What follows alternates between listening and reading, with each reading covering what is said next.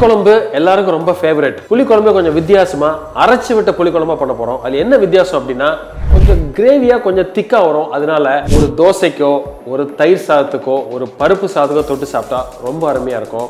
ரொம்ப ஈஸியா குயிக்கா பண்ணிடலாம். வித்தியாசமான புளிக்குழம்பு சிம்பிள் ரெசிபி எப்படி பண்றதுன்னு பார்ப்போம். I am Sundar. Welcome to Recipecheckr.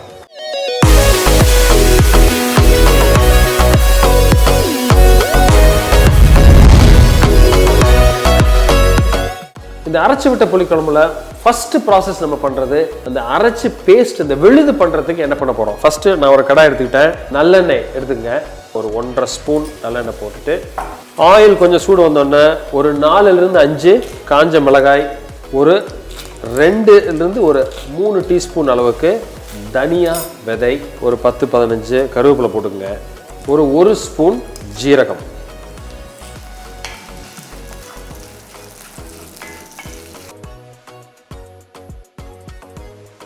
ஒரு 15-20 சின்ன வெங்காயம் தோல் உரிச்சு வச்சிருக்கேன், அதை சேர்த்துங்க.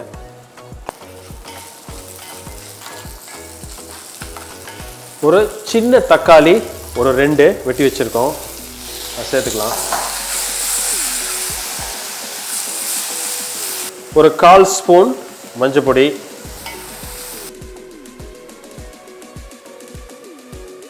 கொஞ்சம் நல்லா வதங்கி வந்தோடனே ஒரு 1/4 மூடி தேங்காய் திருவி வச்சிருக்கேன், அதை சேர்த்துருங்க. ஸோ ரொம்ப முக்கியம், புளிக்குழம்புக்கு வந்து ஷெல்ஃப் லைஃப் அதிகம்.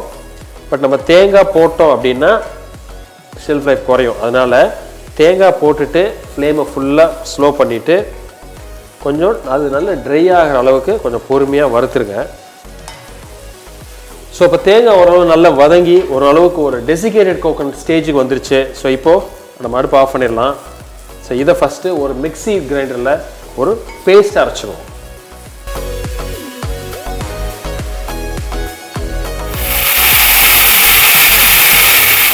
So paste ready. இப்போ தனியாக வச்சிடலாம். நம்ம எடுத்த அதே கடாய் நல்லெண்ணெய், இந்த வாட்டி ஒரு 4-5 டேபிள் ஸ்பூன் அளவுக்கு ஆயில் கொடுத்துருக்கேன். ஸோ எண்ணெய் கொஞ்சம் லைட்டாக சுட்டுச்சு. ஒரு 2 காஞ்ச மிளகா போட்டுக்கங்க. ஒரு 1/2 ஸ்பூன் கடுகு, 1/4 ஸ்பூன் வெந்தயம், ஒரு 10 கருவேப்பிலை,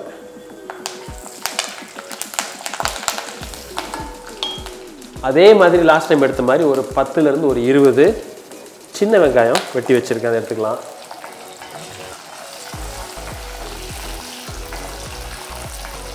ஒரு 7-8 பூண்டு பல் போட்டுங்க. இந்த ஸ்டேஜில் அதுக்கு தேவையான அளவு உப்பு, காரப்பொடி 1 ஸ்பூன், மஞ்சள் பொடி ஒரு 1/4 ஸ்பூன்,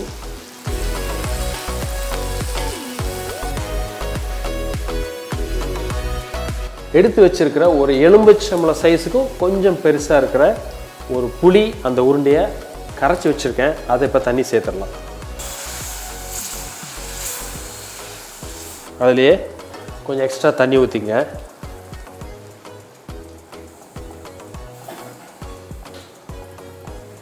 நம்ம அரைச்சி வச்சிருக்கிற விழுது வந்து ஒரு திக்னிங் ஏஜென்ட்டாகவும் யூஸ் ஆகும். ஸோ அதனால் கொஞ்சம் தண்ணியாக இருக்கலாம். பட் ஒரு கொதிச்சு வந்தோடனே நம்ம அந்த விழுதை இப்போ சேர்ப்போம். கிட்டத்தட்ட ஒரு 5-10 நிமிஷம் இருக்கும்னு நினைக்கிறேன். புளி போட்டு நல்லா கொதிச்சு இந்த ஸ்டேஜுக்கு வந்திருக்கு. ஸோ இப்போது நம்ம அரைச்சி வச்சிருக்கிற அந்த பேஸ்ட்டை இதில் நம்ம சேர்த்துடலாம். சேர்த்துட்டு எவ்வளோ தண்ணி வேணுமோ அதையும் சேர்த்து நம்ம இதை நல்லா சிம்மரில் கொதிக்க விடுங்க. பார்த்தீங்கன்னால தெரியும், அழகாக அந்த ஆயில் அழகாக செப்பரேட் ஆகி வர ஆரம்பிச்சிருக்கு. தண்ணி கொஞ்சம் நான் சேர்த்துக்கிறேன்.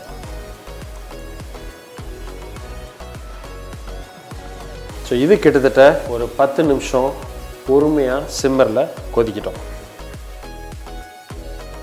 ஸோ இப்போ கிட்டத்தட்ட ஒரு 10-12 நிமிஷம் இருக்கும்னு நினைக்கிறேன், கொதிச்சிருச்சு. ஸோ இந்த ஸ்டேஜில் நல்ல இந்த கொதிச்சு வரப்பவே சூடாக இருக்கிறப்பே நல்லெண்ணெய் இன்னொரு 1 ஸ்பூன் விட்டுருங்க.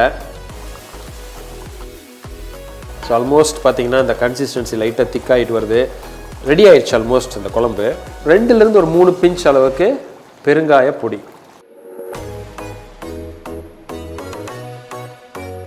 அருமையாக திக்காக பார்த்தீங்கன்னா இந்த கோட்டாய் வருது இல்லையா. ஸோ இந்த மாதிரி கரெக்டான ஒரு குக்கிங் கன்சிஸ்டன்சி ஸ்மெல்லே உங்களுக்கு தெரியும். அதில் அந்த புளி நல்லா குக் ஆயிடுச்சு. எல்லா ஃப்ளேவரும் பேலன்ஸாக கிடைக்குது. இந்த புளிக்குழம்புல நம்ம வெல்லம் சேர்க்கறதில்ல, ஏன்னா இது ஒரு அரைச்சி விட்ட கார புளிக்குழம்பு, பேலன்ஸுக்கு எதுவுமே தேவையில்லை. ஸோ இப்போ என்ன பண்ணுறேன், ஆஃப் பண்ணியாச்சு. ஃபுல்லாக ஆஃப் பண்ணிவிட்டு ஒரு 1/4 ஸ்பூன் நல்லெண்ணெய் மேலே அப்படியே கொடுத்துருங்க. ஒரு பர்ஃபெக்டான அரைச்சி விட்ட புளிக்குழம்பு ready. Simple dish, shelf life நல்லாயிருக்கும் தேங்காய் போட்டிருந்தா கூட, ஏன்னா அது தகுந்த மாதிரி நம்ம வறுத்துட்டோம், அரைச்சிட்டோம், நல்ல கொதிக்க வச்சிட்டோம். நல்ல ஆயில் பேஸில் ஆயில் செப்பரேட் ஆகிருக்கு. நீங்கள் இதை தோசைக்கு தொட்டி சாப்பிட்லாம், தயிர் சாதத்துக்கு ஒரு அல்டிமேட் ஒரு சைட் டிஷ், அதே மாதிரி ஒரு பருப்பு சாதம் கூட தொட்டு சாப்பிட்லாம். இதை ட்ரை பண்ணிவிட்டு எப்படி இருக்குன்னு சொல்லுங்கள். இதே மாதிரி இன்னொரு நாள் ஒரு நார்மல் டிஷ்ஷு கூட கொஞ்சம் வித்தியாசமாக, கொஞ்சம் இன்ட்ரெஸ்டிங்காக டேஸ்ட் ஹேபிட் பண்ணுறதுக்கு பார்ப்போம். அது வரைக்கும் ஹாப்பி குக்கிங்.